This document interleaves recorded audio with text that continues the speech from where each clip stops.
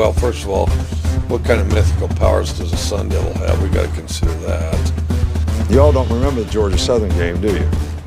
You know, I hope there's Bigfoot. I don't think there is. Like rat poison. All right, so It's Division One football. It ain't intramurals. We're back. It's the Hoppy Huddle. We have an insane waiting room intro video that I cooked up in my free That was time. cool.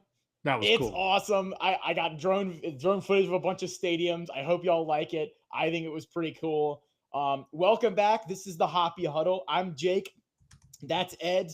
And today we're doing week 2 predictions. After an insane week 1, we've got a little bit of a slower week 2 that we think, right, initially, because this is how college football works, because on the slow weekends, that's when you get the most insane games that you could possibly have.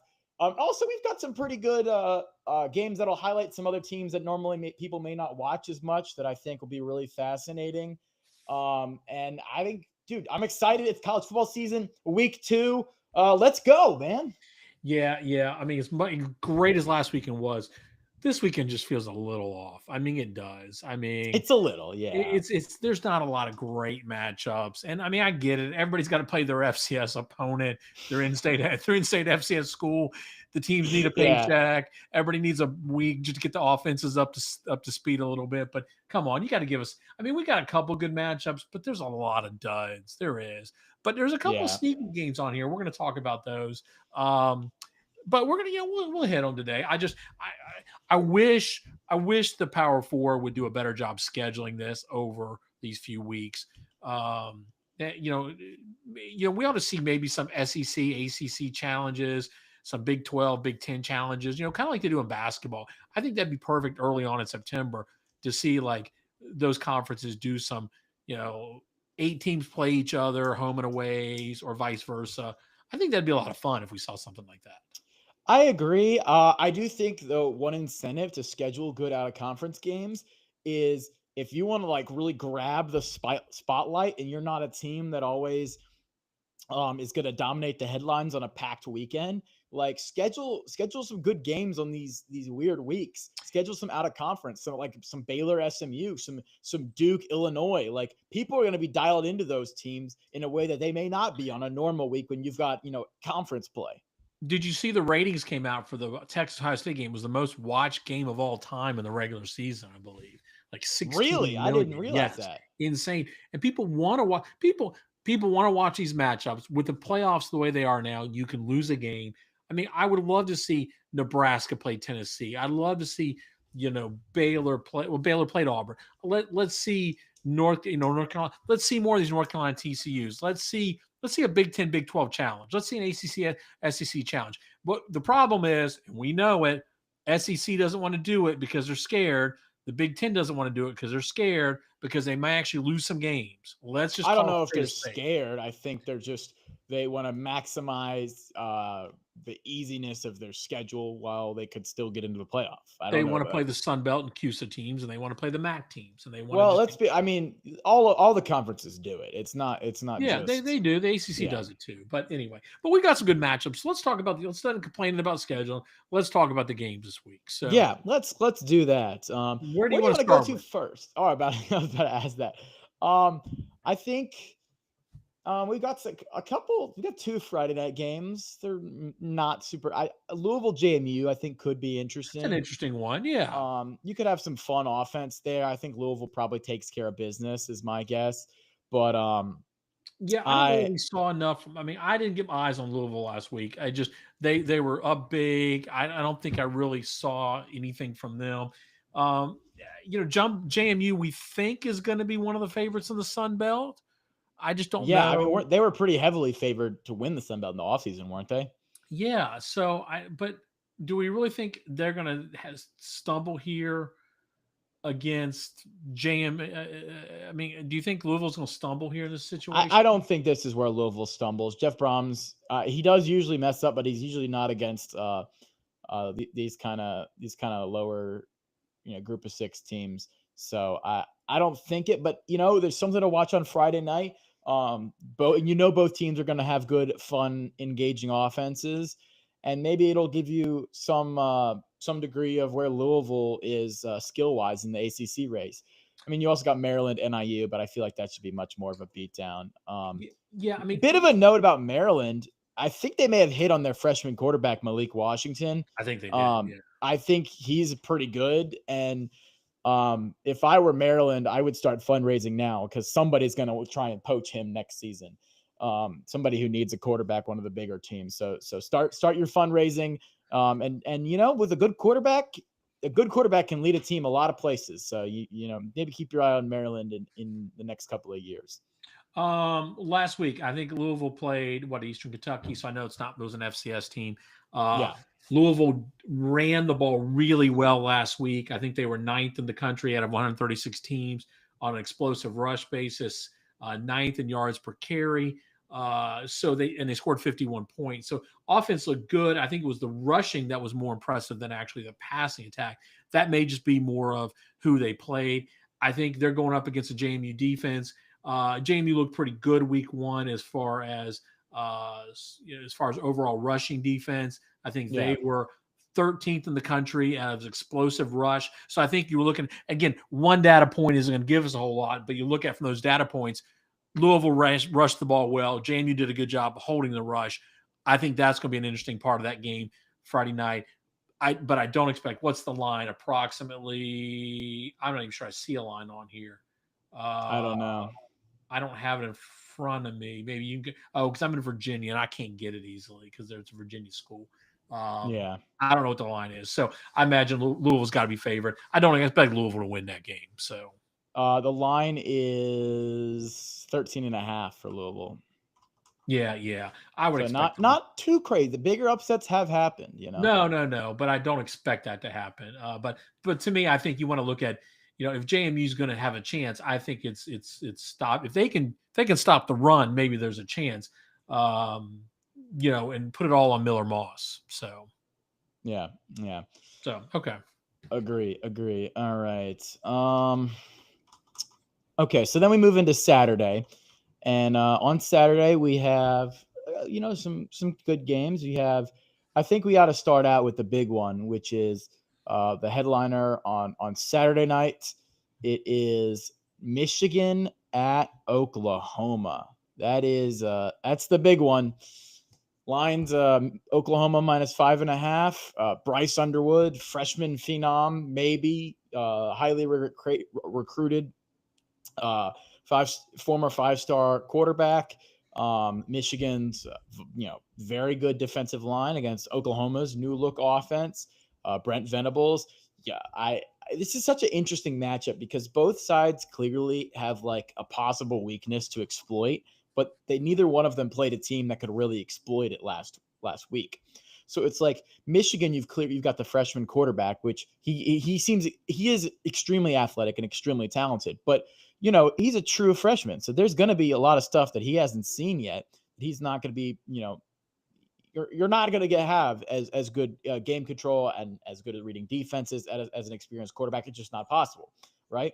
Mm-hmm. But on the other side, Oklahoma, you're breaking in this new look offense, and yes, Mateer came with his offensive coordinator Ben Arbuckle from Washington State, but they secretly under the radar they kind of struggled to run the ball against whatever the cupcake they played last week. I forget their name, but and Mateer makes amazing plays, but he's not quite the pure pocket passer that a lot of programs or he's not quite the dependable and reliable quarterback. He's kind of a baller, kind of a gamer, kind of all over the place. And so you wonder how he's going to fare against an elite defense of Michigan, who's interesting note. Michigan, their best defensive player is out. What's his name? The edge rusher. It's escaping. I know you're talking about. I forget the name, but the Michigan's edge rusher is out this week for the first half because of a targeting call in the second half of their game last week. So that'll be interesting to see if the defense like tightens up in the second half when they get him back. He's I'm forgetting his name, but he's an excellent excellent edge rusher and gets fantastic pressure and will be an NFL draft pick. I think it'll be interesting to see what Brent Venables has dialed up for freshman Bryce Underwood at quarterback. And I also want to get a look at Michigan's receivers because we hadn't really seen them against good defensive competition. And I think, you can have the best quarterback in the country, but if you don't have anybody to throw the ball to, if they're not getting open, that makes your life a whole lot harder. So I'm going to be interested to see what kind of separation Michigan's receivers get. Well, we don't have much of again, I hate 1 week data sets. Last week, Illinois State, FCS team, Oklahoma won pretty easily. Oklahoma's number 2 passing defense in the country, number 1 on explosive pass. So number 1 in yards per attempt. So obviously the defense on the passing side was pretty impressive against an FCS opponent. Yeah. So this will be a little bit better test. I would expect Bryce Underwood to perform better than Illinois State. But it's going to be an interesting challenge for Bryce. He hasn't seen a defense like this. Venables is going to give him a lot of looks. To me, what was most disappointing last week with Oklahoma is I thought the rushing offense, I think passing was fine. It was the rushing offense. They were 100th in the country in rushing yards, 119th. Yeah, that's what I was saying. It's like, yeah, they just didn't do a good job last week. If you can't rush against Illinois State, how do you even expect to rush against Michigan? Maybe they weren't trying, but you try to run the ball against bad teams, don't you? Now again, you're going to depend on. I know the offense is geared towards John Mateer. It's built differently. Maybe they were just trying to give a whole different look, get Mateer comfortable. I don't know. Again, one game and against FCS opponents, you just don't know what to expect. But to me, that's where we're going to watch. I think this matchup, Oklahoma's got to find a way to run the ball at some level because if you make them one-dimensional. I'm not sure you want to make any team wants to be one-dimensional against Michigan because I think Michigan will perform better. Now, the flip side was I thought Michigan underwhelmed on the huddle after dark. I like that. I thought Michigan underperformed defensively last week. I thought they gave up too many points against a bad opponent. Not necessarily on the rushing side, but particularly on the passing side. They gave up 217 yards last week against not a great team, honestly. To be fair, New Mexico State, it runs a weird offense. I understand, but and in their defense, sometimes this happens with these cupcake games where teams just decide to show nothing on defense and just give up points rather than show their schemes. Like Oregon, only beat Portland State or whatever by 1 score last year. So, sometimes this happens. But this week, Oklahoma's a 5-point favorite. I think a 1 with the book I was looking at. That seems to be consensus. Last week, I was 2-4 of my 6 picks. Alabama really screwed me over, and Arizona State decided to call up the dogs. If I'd have just had those 2, I could have flipped it a little bit better. Yeah. But I'm going to take Oklahoma this week. I'm going to take them on the money line, though. I don't really love the 5-point spread. I was tempted to go 5. I think they probably will cover the 5, but I just feel better on the money line. Give me Oklahoma money line on this game. That's one of my okay. You're getting some. What's the juice that you're getting with a money line favorite? I don't know. I just think I think it's a lock this week that Oklahoma wins. I don't see Michigan coming in with Bryce Underwood as young as he is against that Oklahoma defense. I think Oklahoma will figure out a way to balance it out a little better, and I think they'll score enough points to win the ball game. And probably cover. I don't feel great about the cover, but I definitely think on a money line they win outright. I also have Oklahoma winning. I'm not betting this game. I just have no real feel like there's a good edge here. I think again, I'm kind of with you on the experience at quarterback. That's where I kind of lean. So AP poll reactions. The AP poll, the polls are stupid, so we're not gonna, especially in the first couple of weeks. I'm talking here. I'm happy to discuss the AP poll. I mean, we could talk about that at the end of the show, but we can talk about it now. I mean, let's give our fans fine. I just think the polls are dumb until you get 4 games at least. So, I mean, I have no problem with Ohio State being 1 and Penn State 2. I mean, I'd personally flip them, but whatever. I mean, because I think Penn State's. Ohio State had the better victory. God bless them. LSU at 3, okay, they had a big victory. I don't have any real problems with the poll until you get down to South Carolina at 10. There's no way South Carolina is the 10th best team in this country. They beat a bad Virginia Tech team, and they didn't look that great. I watched most of that game. Granted, I was on an airplane, and I had it on mute, so thank goodness I didn't have to listen to the announcers. But South Carolina didn't look great. Sellers still doesn't throw the ball very well. So how are they at 10 over Arizona State, Florida, and Florida State? Florida State should be in that top 10. You want to hear my top 5? I'll give you my top 5. I'll give Ohio State 1. I'll give you Penn State 2. I'll agree. I actually agree with the top 4. LSU 3. You know how I feel about LSU. I think they earned it on the field. Georgia's 4. And I'm going to give you Florida State at 5 based on what they did. I think they earned a spot in the top 5. If you're just going on week 1 results. I agree with you. I put Florida State. I didn't make a ranking exactly, but I'd put them in the top 10 for sure. I think it's incredibly stupid how after seeing teams play, you can clearly see that none of the voters watch these games because no. First of all, Utah at 25 is a disgrace.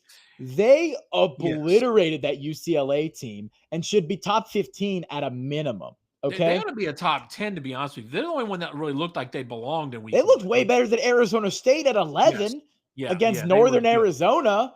Like, what are we doing here? Yeah, they looked like a week 7 team at that point.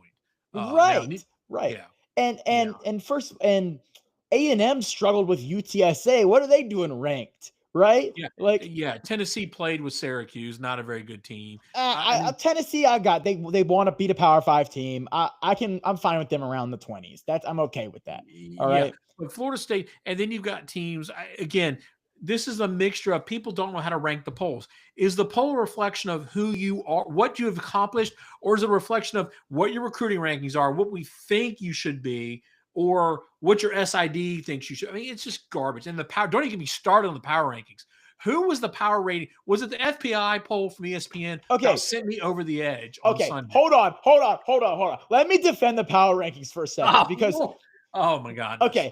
This isn't an unpopular opinion because people just don't seem to understand in their heads what a power ranking is. All right. This goes for FPI. This goes for all the numbers. I understand what they are. Power ratings, right? So they are literally used to just set Vegas lines or bet against Vegas lines, right?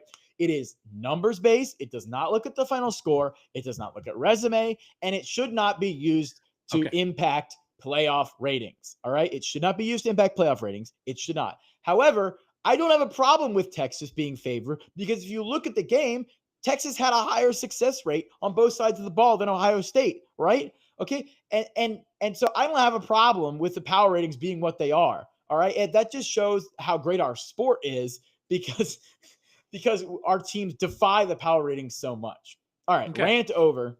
Okay, let me just we got to get back to picks, but let me tear this apart. I understand the power rankings. And Texas being number 1 is absurd at power ranking. They just lost. But I can understand that.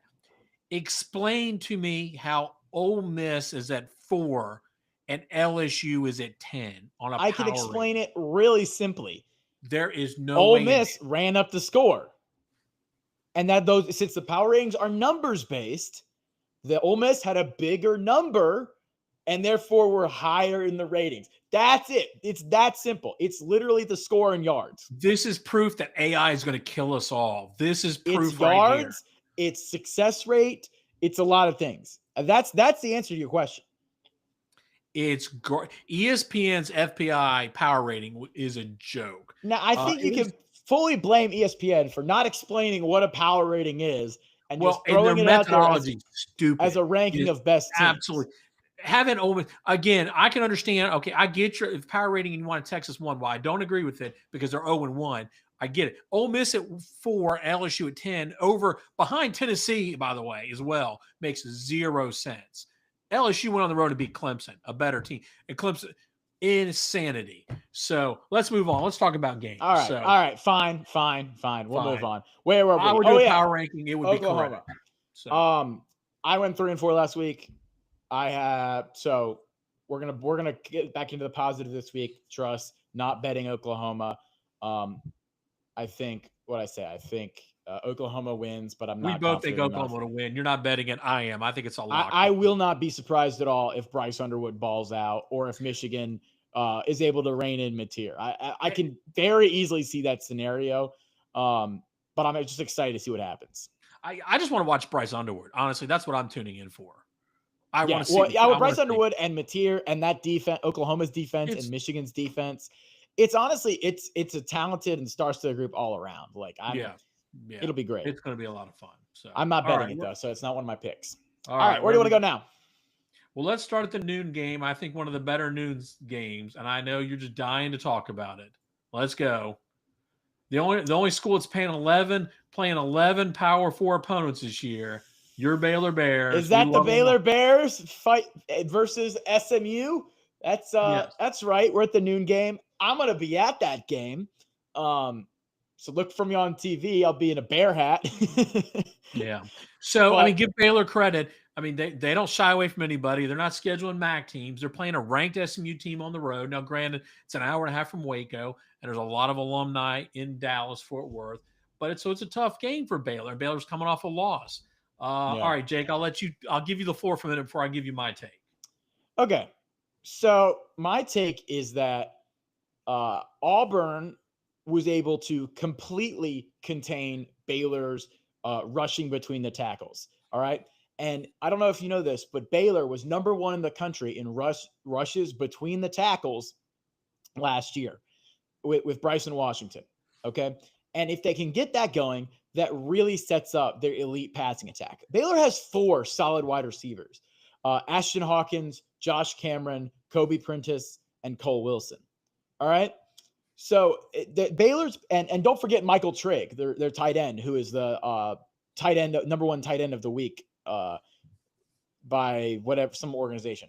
So on offense, I think Baylor will have a ton of success. I don't see them being held below 30 at all. I don't think that's happening. I don't think SMU's defense is there. They're replacing 3 starters on the defensive line, SMU is, and their secondary is suspect. So I see Baylor scoring all over this team. On the other side of it, I'm a little concerned for Baylor. And I'm concerned because of how much Jackson Arnold rushed on Baylor's defense. And Kevin Jennings, while he's not a running quarterback, he can run. He's very mobile.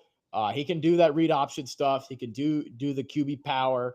And so he can do the zone read. So I'm concerned about containing him on the ground if I'm Baylor. I was honestly surprised about our pass defense. But if you move more of that up to cover the run, that may open up the pass. I'm a little concerned about Baylor's defense. I'm going to be honest. I see this game as kind of a shootout, and I could see it going either way, but I just think that the biggest edge is Baylor's offense versus SMU's defense. Because of that, give me Baylor plus 2.5 or plus 2 or whatever the books have, basically a pick 'em. Give me Baylor to win on the road. If you look at that the power ratings will have them rated about the same if it's plus 2 on the road or minus 2 for SMU at home. That home field advantage is usually about 2 points, 1.5, 2 points. So give me Baylor to win. SMU, not the biggest stadium, so the home field advantage is, so yeah, give me Baylor to win. Sawyer Robertson, top 10 quarterback in the country, number 1 in passing yards per game. He threw for 420 yards last week. That was number 1 in the country. I think he goes off again this week. Yeah. Some thoughts here. I think last week Baylor kind of had to choose between, do you let Singleton and Coleman beat you badly, or do you just cover the receivers and pick your poison with the running game? And I think they decided to let Auburn try to run the ball and couldn't keep up. And so I think this week you're not going to see that kind of sellout, because I don't think you have to worry about SMU the same way. Offensively, I don't know that SMU has a running attack that's going to scare you. I think you're more worried about. While Jennings is going to be able to run some, he's not going to be able to run like that. Their passing game is okay. I think Kevin Jennings does take a lot of sacks. I think that's something. I think Baylor will probably be able to get some pressure on him, and he takes sacks at bad times. I think that'll benefit. Baylor. I think it's the flip side of the other side of the ball. You got an explosive Baylor passing game against what I think is a pretty weak SMU passing defense, I agree. particularly Yeah. 100%. particularly SMU, particularly explosive passing, not just on yards per attempt and passing defense, particularly on explosive plays. They were 94th in the country last week. To me, that's not a good matchup. Baylor also, to me, feels like they need this game a lot more. I like teams that just are desperate. While Baylor's not Baylor lose this game, they can still win the Big 12, but it just puts them 0-2. You take a lot away from them. And yeah, they can still go undefeated in the Big 12, or they can lose the game in the Big 12. But all of a sudden now you're going on 2. You just don't feel the same. I think Baylor's just going to want this more. It isn't much of a home crowd advantage at SMU. To me, I think this is another lock. I'll take Baylor plus 2.5. I think they score more points and win this game and cover the 2. Get plus 2. But they're getting 2.5. Are they minus 2.5? So SMU's a minus 2. So yeah, I'll take Baylor in the points. All right. I agree with you there. All right. Where do you want to go now? Do you want to go to the other noon game or the other 2 noon games? Which game do you want to go to? Let's go to North Carolina, where the Illinois, it is at Duke, right? Yes, this is at Duke. Yeah, where the Illinois Fighting Illini are going to travel to fight the Duke Blue Devils. This is such a great game. I actually wish that I was at home so I could watch this. I will definitely be watching the replay. But you've got Luke Altmaier and the Illinois offense. They're, fifth-year senior Luke Altmaier. Illinois' got a salty defense. Illinois is missing their 2 biggest wide receivers from last year. They're gone, but they seem to have more of a committee-style thing going this year. I'm interested to see how those wide receivers fare against good competition. I'm also interested to see Illinois' defensive line go up against Duke's offensive line, because I think that Illinois will be able to get good pass rush on a lot of teams. And if Duke can protect if Duke can protect their quarterback, Darian Mensah, the transfer from Tulane, he's really good, and he might be able to dice up that Illinois secondary, experienced though it is. I will say I'm interested to see how schematically Duke's offense approaches this. Do they go kind of a run game, or do they just come out slinging it? Because there's kind of a couple different ways you could attack Illinois, and I'm not sure what they do here. But the winner of this game, I think, should end up ranked. I don't know if they will, but maybe they'll be in the power ratings. I think the winner of this game should end up ranked. And honestly, the winner of this game is also set up to compete for that second tier in each of their respective conferences. Yeah. This is a trap game for Illinois, I think. I think Illinois' got sights set on trying to get one of those at-large playoff spots, and they have to win this game. This is a must-win. And because their schedule isn't easy in the Big Ten. It's workable, but it's not easy. And Duke, playing this game, and again, Wallace Wade isn't a tough home environment, but I think the fans will show up because it's a power. Better than on the road. Yeah, and Duke has found something. I mean, Manny Diaz, whatever you want to say about him, he got a raw deal in Miami because I don't think they just wanted Mario to be the head coach. But Manny Diaz is a good coach, okay? And he's taken over that program. And I mean, they are a consistent winning program with him as a head coach. And he's got a quarterback who everybody wanted. Don't tell me that Tennessee wouldn't. There's a lot of programs that would want him right now. And so I think they've got a winning formula there. My concern is really Illinois has a lot of talent defensively. Yeah, Illinois is ranked like 11th, I think. I see. I don't even pay attention to the polls this early in the season. Yes, they are. That tells you what I. That tells you what kind of host are you? That tells you what I think of them, but of the polls. But yeah, no, Illinois is. I'm saying Duke, if they win, should get ranked. My concern is can Duke run the ball to get some balance to the offense? I think if you make Duke one dimensional, I think that's going to create some problems because I think Illinois is too strong defensively. Yeah. And so there's got to be a little balance. I think they didn't run the ball well against Elon last week. And I did not watch this game. I didn't go back to try to watch film because I just don't care enough about Elon to look at it. I just went through and looked at the box score, looked at the stats, and they weren't great against Elon. Now, maybe that was because they were up big. They did win 45-17.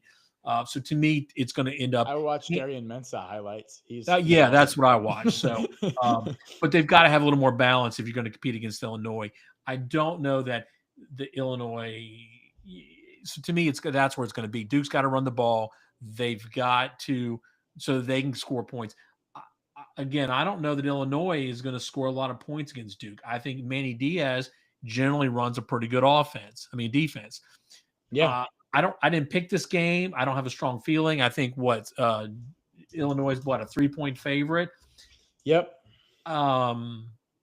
Yeah, that feels about right, but I would not shock me if Duke won this game. Give me the Blue Devils. Give me the Blue Devils plus There the you go. points. All right. I am a believer in Darian Mensah, more dynamic quarterback. I think they come out with the victory. Yeah. Watch for. If Illinois is going to win this game, Altmaier's going to have to win it and make some plays deep, and I just don't know whether he can do that. Yeah. Yep. 100% agree. All right. Next up, where do you want to go? What else is in the noon slate here? I don't have my. Well, we've got the Cyhawk game. Oh yeah, that's a big game. Love me some Cyhawk. Iowa State favored in this game for the first time in a long time. Iowa State coming into this game very hot. Rocco Becht off of 2 straight wins. They seem to be strong along the offensive and defensive lines. I think they seem to be passing the ball pretty well albeit against some suspect secondaries. I like what they do there in Iowa State. But give me Iowa because you are every time for Iowa, aren't you? I am. Well, here's why. Iowa State. What do you have against Iowa State? I don't hate Iowa State. I actually like Iowa State. Here's the thing. Iowa wins this game most of the time. Iowa State's won once in the last 7 years. I'm not betting this game. I would not be surprised if Iowa State wins. I think it'd be good for the Big 12 if Iowa State won. But I just think Iowa is stronger at the lines of scrimmage. And, maybe I'll be proven wrong here. Rocco Becht, first of all, Rocco Becht is a fantastic quarterback. He's great. I like him. And if they win, it'll be on Rocco Becht's shoulders. But I don't know. I don't think they have as good a lines of scrimmage. So give me Iowa State in and also if you're going to bet this game, take the under 41.5. This is going to be a 17-14 game with a blocked punt and a fumble return that turns into a field goal. This is going to be a low scoring game. All right. So, last week, I want to congratulate the Iowa Hawkeyes. They're ranked. They are not dead last in the country in passing your offense last week. They were 135th out of 136. Oh, I know they're bad on offense. I know. So all the problems they were going to solve with this new quarterback, they passed for 48 yards last week. 48. Okay. All right. I know. They're terrible. How are you going to win a game passing 48 yards? You're not. You're just not. Iowa wins 8 of them every year. You're not going to be. This is a good Iowa State team. You've been hating on this Iowa State team for all offseason. You didn't like them against Kansas State. You don't like them now. Iowa State is 15-4 as a home favorite. They are favored in this game. I will take Iowa State. I'll lay the 2.5 points. This is one of my locks of the week. I think they've already got 2 games under their belts. These guys are rolling and ready. I think the home field advantage is enough. And if you look back here, last year they lost, but they've won, 3 out of the last 5 in this series? They've all been close games. But I'll Iowa take State? what's yeah. Iowa State? Really? Yeah, I thought they lost last year, 19-20, but the year before they won 2013. They lost 7-10 and 22. Then they won in 21 and 19. My bad. I got the history wrong on that one then. Yeah. Again, so I think I'll take Iowa State. Give me. You know what? If Iowa State wins this game, I will renounce my Iowa State hatership and I will get on board. Okay, how about that? Yeah, please do. I- Please do. I thought you were they going to might swim win. naked in the Brazos, or did that No, happen? By the no. way, did Darth Baylor actually go to? I think he's gonna do it. Yeah, he's just He needs to doing do it it. Or at- he's jinxing him. He's going to be burrito guy or the. I think he's gonna do it at a different part of the Brazos. So we'll see. You But don't want to be jinxed like they're everybody else. So it's not gonna be jinx. Don't worry. all right, let's go to the best conference game that isn't a conference game this week. What's that? Let's go to North Carolina State and Virginia this week. A non-conference game. What's the story with this? I don't remember. I don't understand. I never understand how conference teams schedule each other as a non-conference game. I don't. What was the lore behind that? Why did this happen? I don't like. Don't know. But it is a non. It does not count in the standings. So anyway, NC State's a 3-point favorite, a 2.5 to 3-point favorite, depending which book you're looking at. I'm not betting, but give me NC State. I ain't finished my analysis yet. Don't you want to hear? All right. You may change your mind. Will I? Maybe I will. UVA has found a quarterback. As much as I loved Anthony Calandria, Chandler Morris can sling the ball around. Okay. Really, we're doing this, Chandler Morris. Come on. Tell me with a straight face, Chandler Morris is a good quarterback. I can't do it. Come on, man. All right. Hey, they threw for 290 yards last week. He looked pretty good. I mean, the offense looked better. Okay. Again, it was against Coastal, but they didn't really run the ball very well. The running game concerns me, but they were able to throw the ball around. He didn't take sacks. They were number one in the country in sacks per attempt. So if you're not taking sacks, if you're completing passes, and you're scoring. I mean, listen, they did what they needed to do against Coastal. The vaunted pass rush of the Coastal Carolina Chanticleer. Hey, a win is a freaking win. Okay, you got to take where you can get it. North Carolina State was 133rd out of 136 teams last week in passing defense. I mean, it's strength versus weakness here. There's a chance there. Okay. Oh, I'm not saying NC State's very good either. This is the battle of mid for sure. Yeah. So now I think where NC State is strength is defensively on the rushing side of the ball. Their run defense is pretty strong, I believe. On the flip side of the ball, I don't think NC State can runs very well. I do like CJ Bailey on passing. I think that's a guy to keep your eyes on for NC State. I would love to see my Who's win this one. I just don't know if Virginia's got enough. I'm going to keep my eyes on this game. Let me tell you what, if Virginia wins this one, look out, because you can start marking them in for a bowl, because they will then be favored. They'll then be favored in 4 or 5 more games, and they will be in a bowl. You wait and see, because their schedule that'd be awesome. That'd be awesome, man. Their schedule is the softest of all the Power 4 schools. Virginia needs that. We need a bowl game, man. But I guess I'm going to have to – I'm not betting this game because I can't bet it in Virginia. But I think NC State probably wins this one. Baylor is receiving top 25 votes. Oh, don't get them started. We can't. We'll be here all night if you want to poke the bear. So yeah. All right. Where else? What else do we have? Let's see. Oh, the border war. How can we forget the border war? Kansas, Missouri. This is a hated rivalry. This is extremely underrated on how much these two teams despise each other. This is more, it's based in some history, with bleeding Kansas and all that. History nerd here. But I will say, unfortunately, I think Missouri's probably got this one. I think they're more talented along the lines of scrimmage, even though I think Kansas has got the better quarterback. It'll be really interesting. I love good rivalries in college football. I think everyone should play more rivalries. It's such a great part of the sport. I think Jalen Daniels, how he throws the ball will probably determine this game. If he's having one of those days where he's on point and accurate, I think Kansas wins.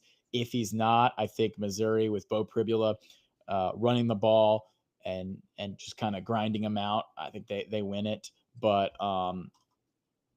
in Missouri's favored by 6.5. I'm not betting this one, but if I were, I would lean the Mizzou side. So that's kind of where I'm at. Not so fast, my friend. Really? Give me Kansas. That's not going to be I'm not betting them. It's not a lock. Okay. I like what a healthy Jalen Daniels to me is a difference in this game. I don't believe in Missouri's quarterback. I don't believe that they're going to score points. I think defensively I think they're okay, but this is not the same Missouri team of last year. And no, I like it's not. I like what I've seen of Kansas this year. I think with you get a healthy Jalen Daniels, you're getting a top tier quarterback. He's a veteran. I like veteran QBs. Give me I think Kansas wins this game. All right. We'll see. Okay. What else? Let's see. What else should we have on the docket?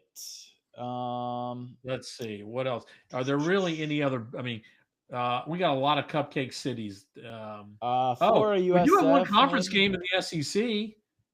Yes. So I actually have a couple other games on here that I am going to bet. So we can hit those real quick. This is, I think, the easiest lock of the weekend. Oh, now I know I said this about the Florida State game, so maybe bet your money carefully on the easiest bet of the week. But Ole Miss is going to obliterate Kentucky, and they're only favored by 10. It's 10.5. It's 10 or 10.5. Give me Ole Miss minus the points. Lane Kiffin likes to run it up against bad teams. This is well known. Kentucky can't score at all. Like, they struggled to score on Toledo. Give me Ole Miss minus the points. I think Ole Miss scores 60. Or 50. I think Kentucky is also immeasurably horribly bad. I can't speak today. Now, the counter argument was this was the game last year where Ole Miss lost. It cost them probably their playoff spot. Revenge game too. That's why. Yes, but there is no way after what you and I watched that Kentucky game last week against Toledo. That was horrible. Ole Miss. I mean, they might score 100.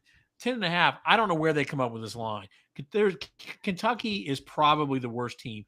I can't wait to see them play Mississippi State to see who is the worst team. I think Kentucky is the worst team in the SEC at this point. Give me Ole Miss. That is one of my locks of the week. Ole Miss minus the 10.5. Yeah, agree. I also got Florida minus 17.5. I think Florida's going to run it up on USF to get brownie that's points. A sneaky game. I think Florida needs to be careful on that one. I think they're probably going to win it, and I think they probably want to make a statement. But, that's how Florida team's feisty. And it would not shock me if it going to halftime where that's a closer game than they would like. I think if you go back and look at the Florida game, Florida defensively was incredible last week. They were flying around the ball.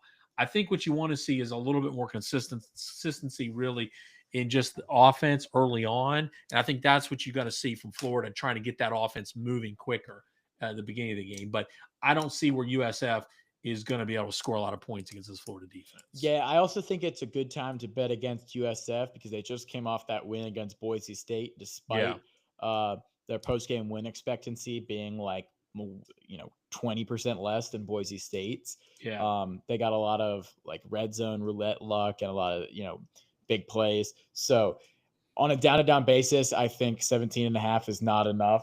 Give me Florida minus the points. I'm betting that. Yeah, absolutely.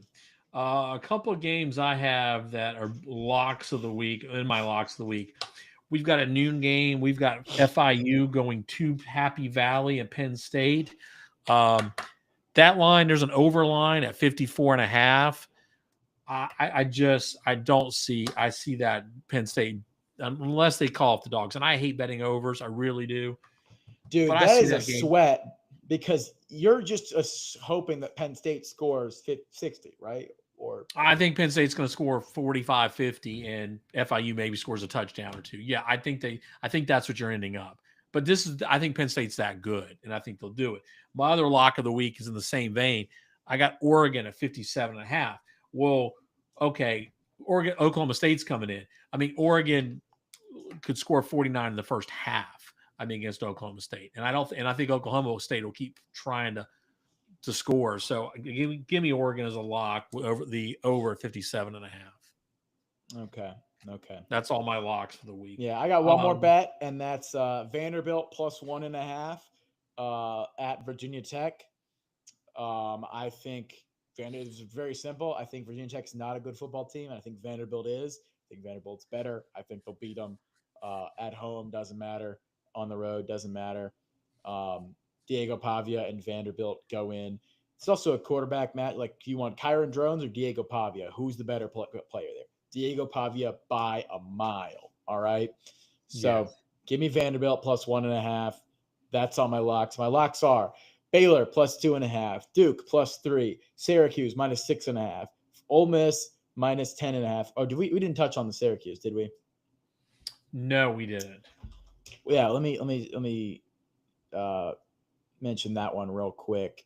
I have Syracuse is -6.5 versus UConn. I think that line's too small. I think Syracuse, while not a great team, is much better than UConn, and I think they'll probably beat them by like 10. So give me Syracuse -6.5. Ole Miss -10.5, or Ole Miss -10.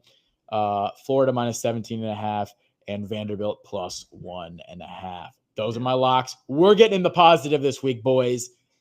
Fade Jake is not the move. Don't believe. Yeah, the other game Saturday night, if you got multiple screens, you may want to keep an eye on Arizona State and Mississippi State. I don't think Mississippi State's going to beat them.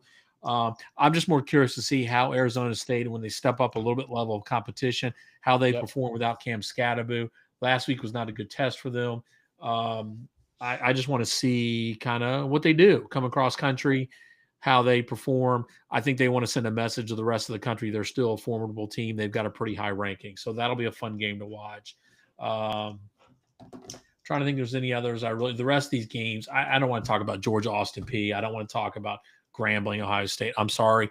We'll talk about all these ranked teams when they start playing people. Other than that, I mean, yeah, it's just not worth it. There's a lot of just bad games this week. So enjoy one more week. The following week it gets really saucy. We get some bangers the following week too. So So, totally So week 2. So we get some fun games. We'll have I think we'll do Monday night a reaction show. We should be able to do it next Monday night. I think so. Yeah. Yep. Okay. Well, good. Well, thanks. All right. Give a shout out to Chad, one of our normal listeners. He's usually listening. He told me we got to talk more West Virginia football. We'll have to get there when we're playing some Big 12 games. Who's West Virginia playing this week? Are they off this week or? No. Let's see. Who is West Virginia playing? Are they playing Cupcake Row as well? Ohio, yes, they're playing the Ohio Bobcats. So going out to Ohio. So Ohio is one of the better MAC teams. MAC team, but they're favored by 3.5. So I'm sorry, I got no breakdown on Richmond versus Wofford. Now this is not an FCS podcast. I don't have that much time. Yeah. So just go Spiders. So anyway, we'll. But so there's some good games to watch. If you can't find some games to watch, it's you're the problem, not college football. Yeah. All right. Thank you everybody for watching. Make sure to like and subscribe to the video. Share to all the platforms. Follow on all the platforms. Go back and watch that cool waiting screen video that I got. It's pretty sweet. I cooked it up, and I also have a exit video. So check this out. Good night, Canada. Good night.